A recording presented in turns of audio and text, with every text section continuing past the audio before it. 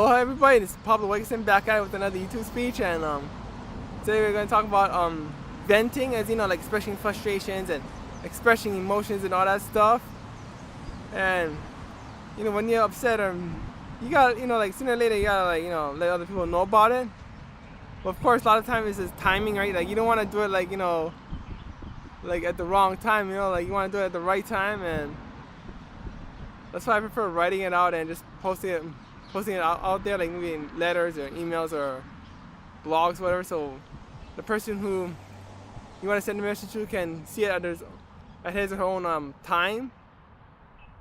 So that's one way to, like, you know, vent strategically, or vent, you know, like in a way that they can help you. Whereas, you know, they bring up problems and in a big event, you know, big, like, you know, festive events. I'm like, what are you talking about this now, man? We're trying to, like, enjoy life. Like, come on, be quiet already. Like, of course that doesn't sound the most, like, humane, but I mean, you know, like, timing is everything. So you want to vent about your frustrations. You may want to vent it at the right time. Don't just vent at it at a time when people are least likely want to hear it.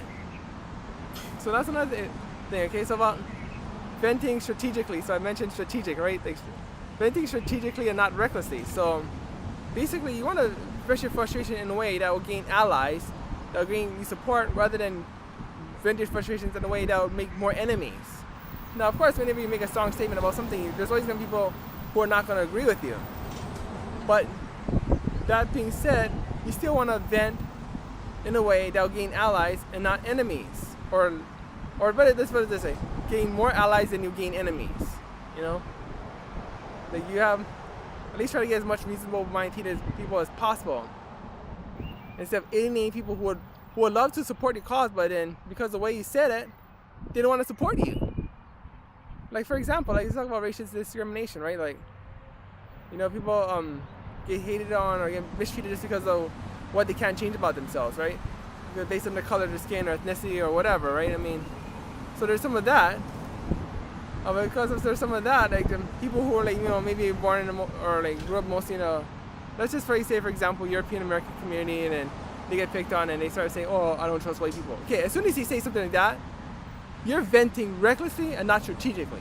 You're being reckless, because instead of, you know, trying to get other people, European Americans, to understand your frustrations, now you're alienating them, right? Because now you're being discriminated. Now you're hating on someone just because of the way they look like, or because of what they're born with.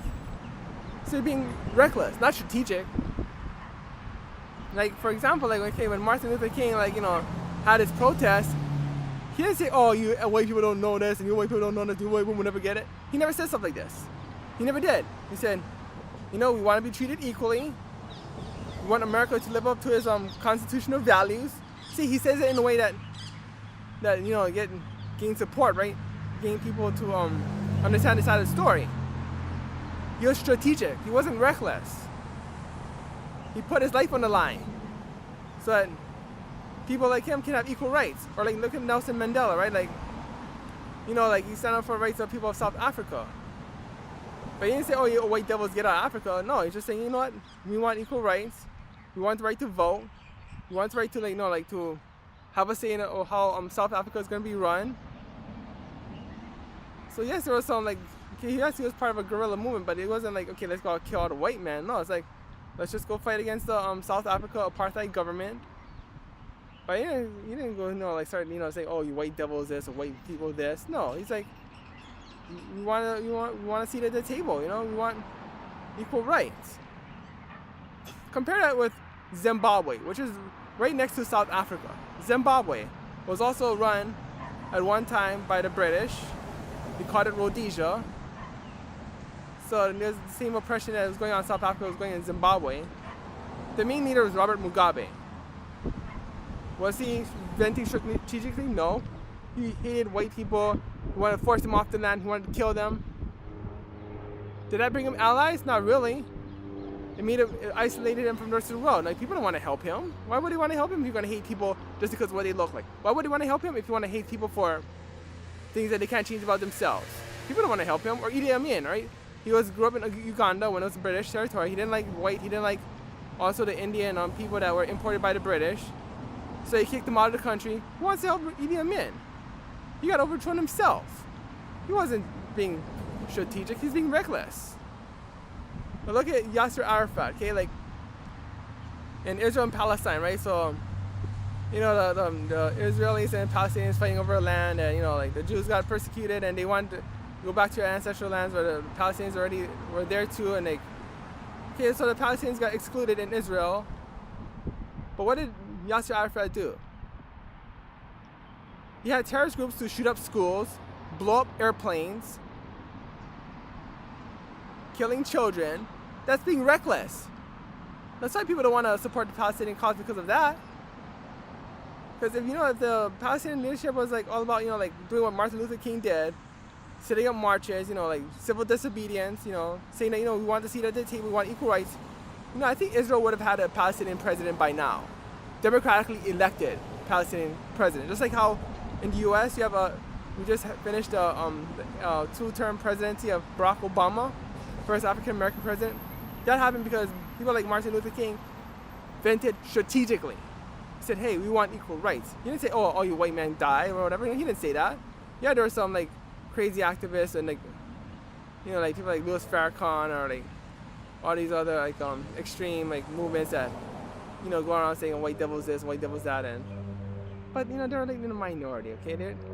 And even when they were getting all crazy, they weren't like blowing up cafes and shooting children like the PLO, which is like the Palestinian Liberation Organization, is doing in Israel and Palestine, So because Yasser Arafat's going out shooting and killing people, like people didn't want to support his cause. Okay, yeah, I know later on he had a peace and he had a handshake with Yitzhak Rabin, which is an Israeli prime minister. Like he had that famous handshake, but you know what? It was already too late. The violent movements was going on for decades. So there was another group of guys, the Hamas, which is even more crazy. They didn't want to give up their craziness. And that's why people don't sympathize with the Hamas. Because now they got Gaza, right? They own Gaza. Did they do anything to make it better? No. The first thing they did when they took over Gaza was, start shooting rockets at missiles at Israel. So Gaza, like, is like the most like extreme example of venting recklessly instead of strategically. So another thing too, like so not just like even like race issue, like not just okay, let's go after a white man or whatever. Like okay, I knew two guys going to high school with who got picked on by Polynesian guys, and they say how much they don't like them. I'm like, what the hell's wrong with you guys? You're being reckless with your venting. Okay, I have Polynesian like relatives because my extended family, some of them married Native Hawaiians and all that. Like I have Polynesian friends, so I don't like when like and even if I didn't know any Polynesians, which is impossible because I'm in Hawaii, but I mean I don't like racism. I don't like people like being hated on just because of what they look like or where they come from or being stereotyped. You know what I mean? It's like so those two friends, I'm like they're not even real friends. I just distance myself away from them because they're being reckless, not strategic. You can say, okay, I don't like what this person did to me. That's fine. You don't like this person, you don't like that person. You don't like the way that person treated you and make you call you names and all that. It's fine. Be against that one individual. Be against those individual and his friends that picked on you or whatever, call you names or call you like make fun of your names or make fun of you, whatever. Be against that individual. But don't put the whole racial group as a target of your hate. You gotta be strategic, not reckless. They're racist. They like. Those two so-called friends who are like being racist, like I don't want to be their friend if they're gonna be like. See, they're being reckless because I don't want to support them. I don't want to support them. They're being racist, If they say, okay, I don't like what this guy did to me, okay, then your beef is just one person or the person and his friends, and you know what? I would support you if it's just your beef with one or two individuals that picked on you, but you're gonna start hating a whole racial group because someone bullied you and all that? That's not right. No way. No way. I'm not gonna be supporting you. No way.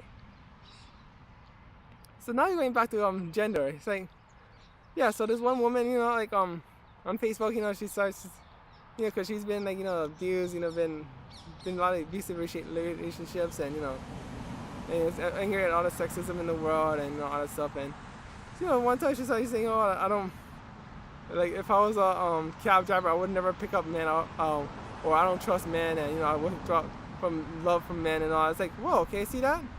She's being reckless, not strategic. Because once you start saying, hating on people just because of what they look like or just because of what they're born with, which is what she's doing, right? She's hating someone just because of what they're born with, right? So as soon as she starts hating people for that, you lose support. Because I was willing to support a person, you know, who feels violated or, you know, been abused or whatever. But once they start hating people just because of what they're born with, the inborn traits, whatever. But anyways, yeah, it was like, you know, it was like, why would I want to support a person that doesn't like me just because of who I am, you know, who doesn't want to, who's going to hate me for who I am? That's not how you gain allies. How you gain allies is say, okay, look, you know, and then maybe in our case, you know, things like I was, like, you know, sexually abused, or I was, you know, like, abusive relationships, and I want men to understand, like, how it is for certain women to be, like, man, I would, you know, like, if you hear stuff like that, like, yeah, I would like to support, you know, like, you know, women who have been abused, or women who have been, like, you know, mistreated or whatever. But once you say, you know, I don't trust any men anymore, well, screw you then, right? I mean, you think that's going to help your cause? No, you just gain new enemies. That's why when you're upset or you want to, like, vent your frustration, you gotta do it in a way that will gain allies, that will gain support. You gotta be strategic about your venting. But once you start saying, I don't like these people because of what people who look like them done to me, you're being reckless. You're being reckless. Now you're gaining new enemies. And of course, the same ones like saying, you know, like, oh, you're tone policing. It's not tone policing. It's called being a mature adult. You do not want to vent your frustrations like an angst-ridden teenager when you're an adult. And even if you're teenagers, I know some teenagers that have actually watched this video, but your goal is to become a mature adult. You gotta vent your frustrations like a mature adult. And if you're not an adult, yeah, because you're a teenager, then that should be your goal, to become an adult, a mature adult. Not just any kind of adult, but a mature adult, a mature, confident adult. So if someone pisses you off, you know, make you mad, focus on the individual. Be mad at the person as an individual. Now, don't be mad at this whole racial group or whole ethnic group, this whole gender, whatever. It's you gotta be strategic with your venting. You gotta vent in a way that will gain support. Not vent in a way that will gain new enemies. Because once you start, you know, being, you know, fighting racism with racism, you're making new enemies. Like, for example, like, okay, if I make someone mad and someone says, oh, you're effing Latino or whatever, okay, that person just made enemies of every single Latino out there. Whereas if that person say, oh, Pablo, you're being rude, you're mistreating me, then maybe that person will get Latino support and everyone else's support. The other person, right? Or say, oh, I don't like you Latinos because they'll do this to me. Okay, you just made enemies to all Latinos. Guess what? You're being reckless. You're venting recklessly, not strategically. Or let's say I mistreated a woman or whatever, and then she said, I don't like you, man. Well, guess what? Think she'll get any men to support her after that? No. But if the woman say, hey, no, I don't like when Pablo did this and said this to me, okay, then guess what? A lot of men will support her against me. But if she starts saying, I don't like men and all that, well, men are pigs, well, guess what? No one's going to support you. No one's going to, want to help you. And they shouldn't if you're going to be like that. You got to vent strategically, not recklessly. You got to vent in a way that people want to help you, not, scare off supporters. It's called being a mature adult. Grow up. Okay, so that's about all I have to say for this video.